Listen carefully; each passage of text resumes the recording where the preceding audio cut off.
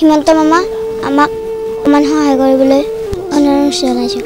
মামাই আমাৰ নিচিনা পৰিয়ালক বহুত সহায় কৰিছে দেখিছোঁ নিজতো, গতিকে আমাকো সহায় কৰে। আমি যাতে পঢ়ি শুনি আগুৱাই যাব পাৰোঁ, ভাইটিটোকো পঢ়াব পাৰোঁ, তেতিয়া মামাই যাতে আমাক সহায় কৰক। মুখ্যমন্ত্ৰীলৈ এই কাতৰ আহ্বান দিশহাৰা এই দুই শিশু কিশোৰৰ। মাত্ৰ 14 দিনৰ ভিতৰতে দুজনকৈ মুৰব্বী হেৰুৱাই নিথৰুৱা হ'ল মঙলদৈৰ ধনখুন্দাপাৰাৰ নিশান্ত আৰু হীৰক।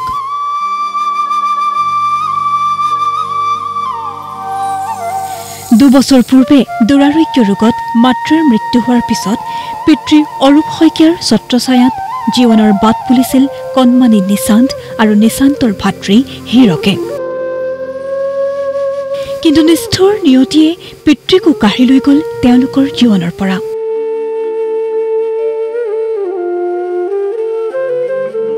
পিতৃ মাতৃক হেৰুৱাই দিশহাৰা হোৱা নিশান্ত আৰু হীৰকক মৰমেৰে আঁকোৱালি লৈছিল বৰদেউতাক লোহিত শইকীয়াই। কিন্তু দুৰ্ভাগ্যজনকভাৱে পিতৃৰ মাংগলিক কাম কাজ চলি থাকোঁতেই নিষ্ঠুৰ নিয়তিয়ে কাঢ়ি লৈ গ'ল বৰদেউতাককো। 14 দিনৰ ভিতৰত আমাৰ এই পৰিয়ালটোত দুগৰাকী ব্যক্তি ইতিমধ্যে ঢুকাইছে। পৰিয়ালটি মুৰব্বী আছিল অৰূপ শইকীয়া, তেখেতৰ দুগৰাকী কণমানি সন্তান, এগৰাকী হায়াৰ ছেকেণ্ডেৰী ছেকেণ্ড ইয়াৰ পঢ়ি আছে আৰু এগৰাকী তৃতীয় শ্ৰেণীত পঢ়ি আছে। এই অৰূপ শইকীয়া দিন হাজিৰা কৰি চলিছিল। তেওঁ লিভাৰজনিত কাৰণত মৃত্যু হোৱাৰ পিছত 12 দিনৰ পিছতে বৰদেউতাকে চোৱা চিতা কৰি আছিল এই কণমানিকেইটাক। বৰদেউতাকো ঢুকাল, মানে অৰূপ শইকীয়াৰ কাজকৰ্ম শেষ হ'বই নাপালে, ঢুকাল। এতিয়া কণমানিকেইটা দিশহাৰা হৈ গৈছে আৰু একমাত্ৰ ঘৰত বৃদ্ধ আইতাক আছে। আইতাকৰ বয়স 80ৰ ঊৰ্ধত, গতিকে আইতাকে কাম কৰি এই ল'ৰাকেইটাক ভৰণ পোষণ দিব নোৱাৰে বা পঢ়া শুনা কৰিব নোৱাৰে। লগা কথা, এই কণমানিকেইটাৰ মাক নমিতা শইকীয়া কৰ্কট ৰোগত আক্ৰান্ত হৈ আজি 2 বছৰমান আগতে মৃত্যু হৈছে। তাৰপিছত এই নমিতা শইকীয়াৰ মৃত্যুৰ পিছতে এই কণমানিহঁতৰ যিগৰাকী জেঠীয়েক আছিল, জেঠীয়েকো মানে এবছৰ পিছত ঢুকাইছে। মানে 4গৰাকী পৰিয়ালৰ সদস্য 2.5 বছৰৰ পিছত ঢুকোৱাৰ পিছত এই বৃদ্ধ আইতাক এতিয়া চেলাইন লৈ আছে। তেওঁৰ মানে মানসিকভাৱে ভাগি গৈছে।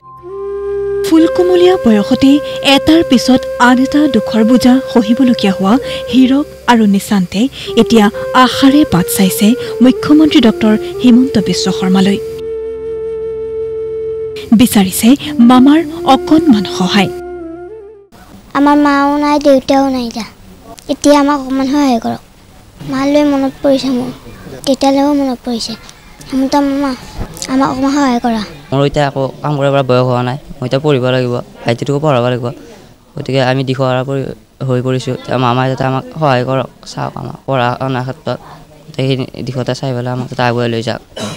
এতিয়া আমাৰ কোনো নাই, গতিকে মামাই কিবা কৰিব লাগিব, আমাক এতিয়া চাই ডাঙৰ দীঘল কৰিব লাগিব। সম্প্ৰতি শয্যাগত আইতাকৰ সৈতে থকা হীৰক আৰু নিশান্তক চোৱা চিতা কৰি থকা গাঁওবাসীয়ে মুখ্যমন্ত্ৰীৰ লগতে দল সংগঠন আৰু হৃদয়বান লোকক সহায়ৰ বাবে জনাইছে আহ্বান। আমি গাঁওবাসী হিচাপে আমাৰ অসম চৰকাৰৰ মাননীয় মুখ্যমন্ত্ৰী হিমন্ত বিশ্ব শৰ্মা মহোদয়ক আমি অনুৰোধ জনাম যে তেখেতে যাতে এই পৰিয়ালটোৰ কাৰণে ব্যৱস্থা কৰে, এই কণমানিকেইটাৰ পঢ়া শুনাৰ দায়িত্ব লয়, লগতে আৰ্থিকভাৱে কিছু তেওঁলোকক সহায় কৰি তেওঁলোকক নিৰাপত্তা প্ৰদান কৰে।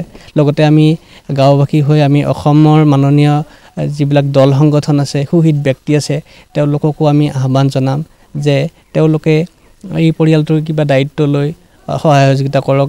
এইটো আশা ৰাখি আমি সকলোকে আহ্বান জনাইছোঁ।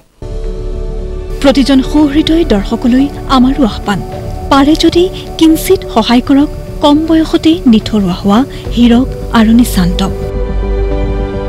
ভিডিঅ' জাৰ্নেলিষ্ট কৌশিক ভৰদ্বাজৰ সৈতে মঙলদৈৰ পৰা গগন চহৰীয়াৰ ৰিপৰ্ট, প্ৰতিদিন টাইম।